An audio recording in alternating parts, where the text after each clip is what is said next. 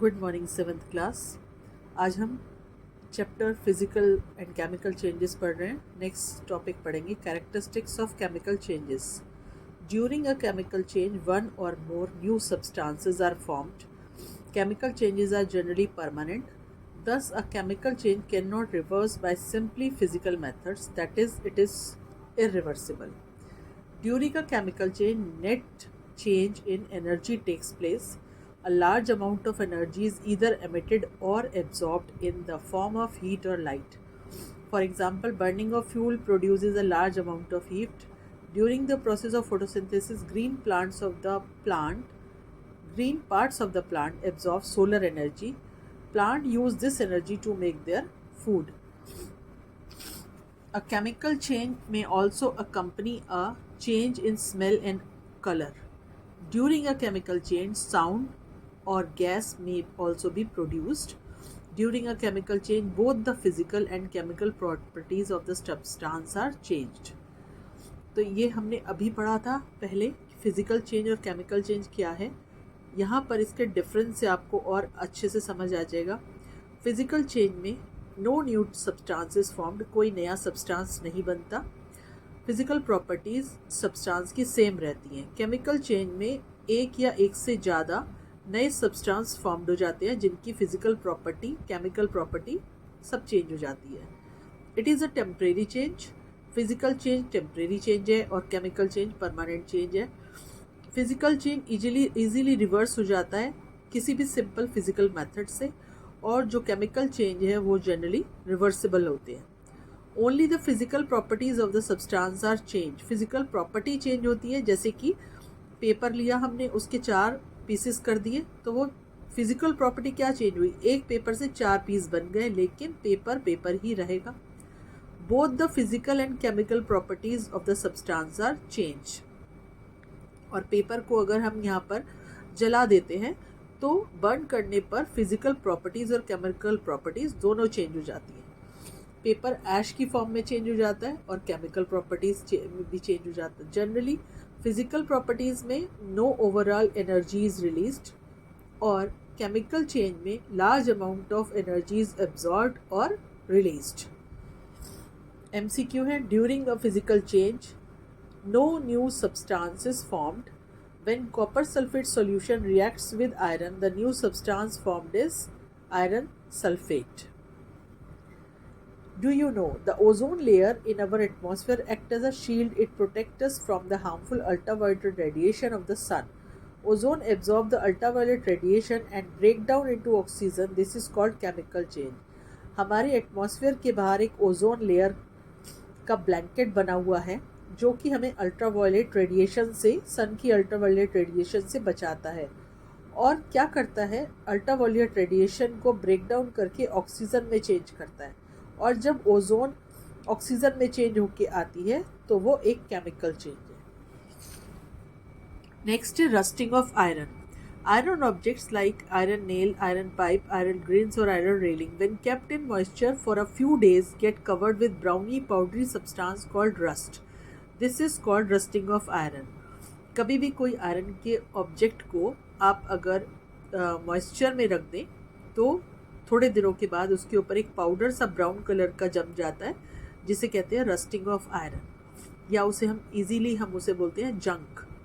Two necessary conditions for rusting of iron are, rusting of iron के लिए 2 condition है, presence of oxygen और presence of water vapor और moisture. Rusting of iron is a chemical change because iron reacts with oxygen and moisture to form a new substance. एक chemical change है जिसमें कि iron react करता है oxygen के साथ और मॉइस्चर के साथ मिलकर एक नया सब्सटेंस बनाता है, रस्ट, जंक, जिसे कहते हैं hydrated iron oxide. And we cannot get back iron from rust. The process of rusting can be represented by the following chemical equation. Iron का फॉर्मूला होता है Fe, ऑक्सीजन होता है O2, और जो हम मॉइस्चर बोल रहे हैं वो है H2O, वाटर। जब इन तीनों का रिएक्शन होता है तो हाइड्रेटेड आयरन ऑक्साइड बन जाता है Fe2O3 x H2O, जिसमें 2x का मतलब है number of molecule, water molecules, x एक इंटीजर है, दैट इज 1 2 3, कुछ भी हो सकता है वो।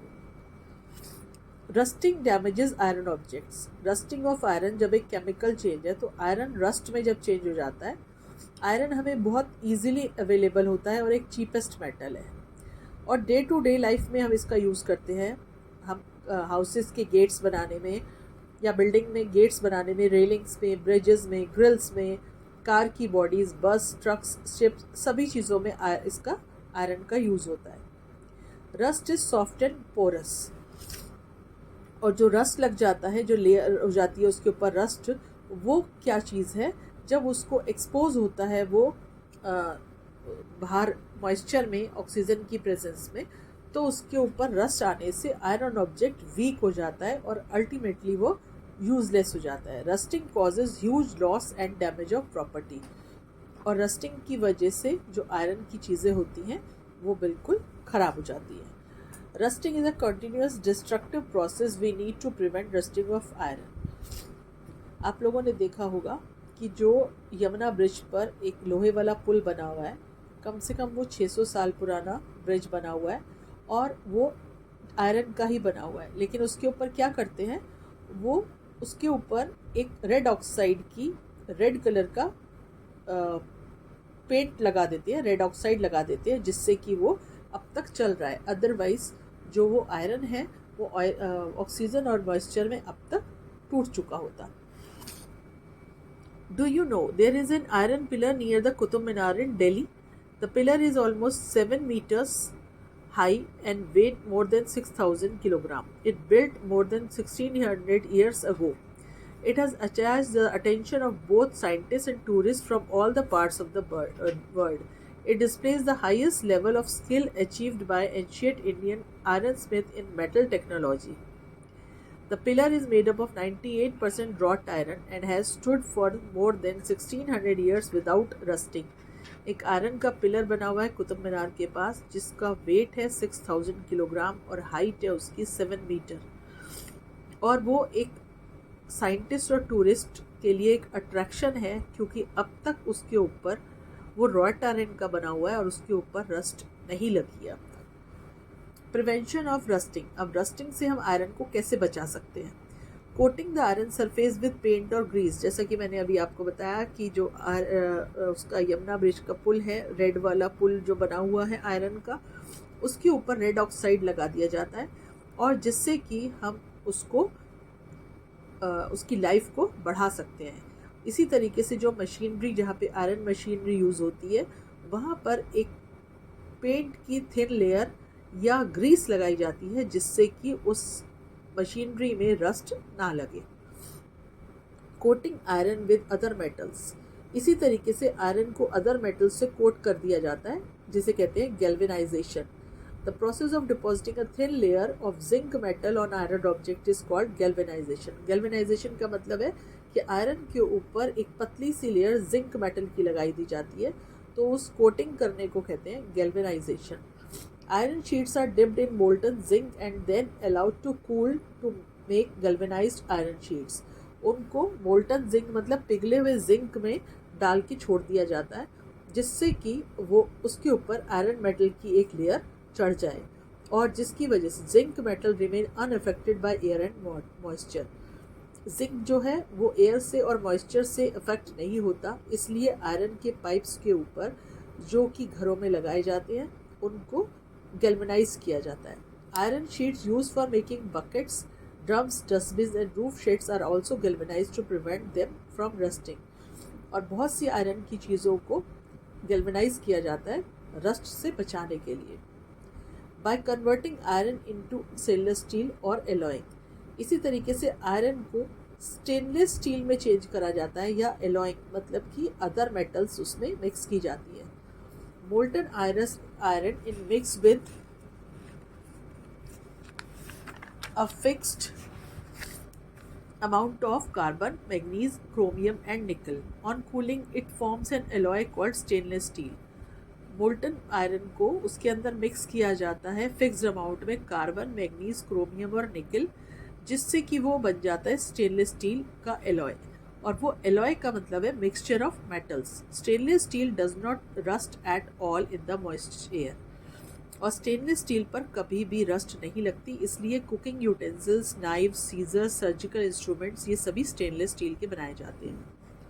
A large amount of salt in present in the sea water, the part of ship immersed in water gets rusted even if it is painted. It happens because higher moisture content and presence of salt in water makes the process of rusting faster. जो सी water में ship खड़े होते हैं वो paint होने के बावजूद भी उस पर आयरन रस्ट लग जाता है, क्योंकि वहाँ पर मॉइस्चर बहुत ज़्यादा होता है और सॉल्ट की प्रेजेंस की वजह से उसमें पानी में वहाँ पर रस्टिंग बहुत जल्दी होती है. नेक्स्ट है crystallization. We know that sea water contains salt dissolved in it. We can get salt by the evaporation of sea water. This technique of separation is not good because the salt obtained from this process are not pure and their crystals obtained are small. Sea water से salt निकलता है और उसको evaporate करके बनाया जाता है, लेकिन ये जो टेक्निक है वो एक अच्छी टेक्निक नहीं है, क्योंकि उसके अंदर प्योर सॉल्ट हमें नहीं मिलता और जो उसके क्रिस्टल्स होते हैं वो बहुत स्मॉल होते हैं. Crystals are the purest solid form of substance with a definite geometrical shape. Crystals किसे कहते हैं? क्रिस्टल्स एक ऐसी सॉलिड सब्सटेंस है जिनकी ज्योमेट्रिकल शेप होती है लेकिन एक डेफिनेट शेप होती है.